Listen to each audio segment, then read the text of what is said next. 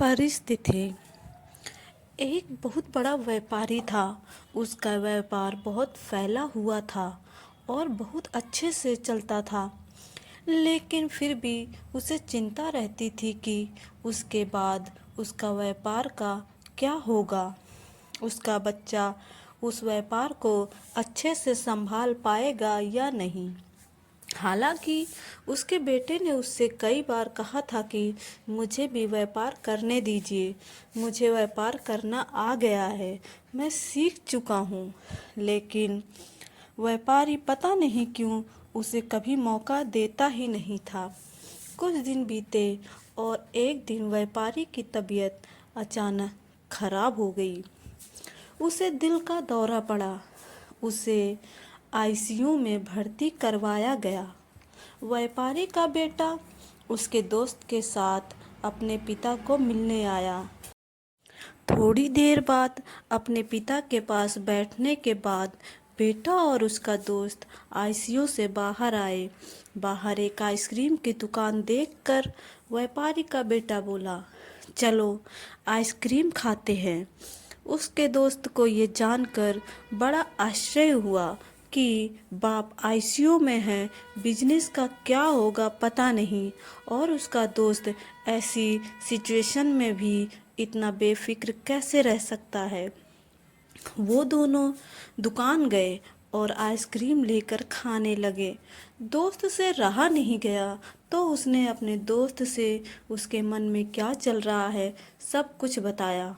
व्यापारी का बेटा बड़ी शांति से बोला कि दोस्त, मैं परिस्थितियों को स्वीकार करना सीख गया हूँ।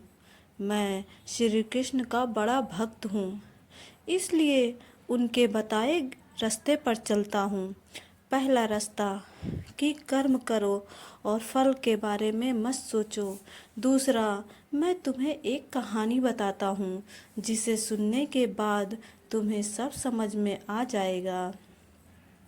रुक्मणी जी, जो कि श्री कृष्ण की पत्नी थी, उन्होंने जब अपने पहले बेटे को जन्म दिया जिसका नाम प्रद्युम्न था, जन्म के कुछ ही दिनों बाद उसका अपहरण हो गया।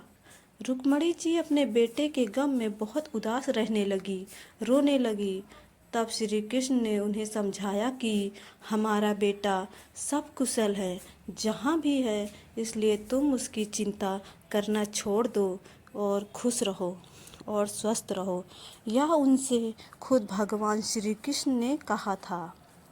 फिर भी रुक्मणी जी ने अपने बेटे की चिंता नहीं छोड़ी, पर आखिरकार 18 साल बाद प्रद्युम्न वापस लौटा। वह विवाह करके लौटा था और समस्या यह थी, उसने अपने से 20 साल बड़ी महिला से शादी की थी। रुक्मणी जी को इस बात की खुशी थी कि उसका पुत्र वापस आ गया, लेकिन इस बात से वो फिर से दुखी हो गई कि उसके पुत्र ने अपने से बड़ी उम्र की औरत से शादी क्यों की।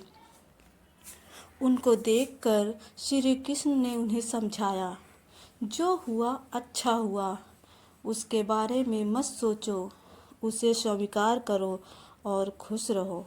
बावजूद इसके कि भगवान ने फिर से उन्हें समझाया, रुक्मणी जी को इस बात को स्वीकार करने में 8 वर्ष लग गए। इस तरह रुक्मणी जी ने अपने जीवन के 26 साल दुख में बिता दिए, सिर्फ इसलिए क्योंकि वह परिस्थितियों को स्वीकार नहीं कर पाई। यह कहानी खत्म करने के बाद व्यापारी के बेटे ने अपने दोस्त से कहा कि मैंने परिस्थितियों को स्वीकार करना सीख लिया है। मैं अपने लक्ष्य पर ध्यान दूंगा, बिजनेस भी अच्छे से करूंगा और आगे जो होगा उसे स्वीकार करूंगा। दोस्तों, छोटी सी ये कहानी हमें बहुत ही मूल्यवान सीख देती है कि अगर हम अपने जीवन में आने वाली घटनाओं को स्वीकार नहीं करते तो हमारा जीवन बहुत कठिन होगा, और अगर हम उन्हें स्वीकार करते हैं तो हमारा जीवन बहुत सहज हो जाएगा।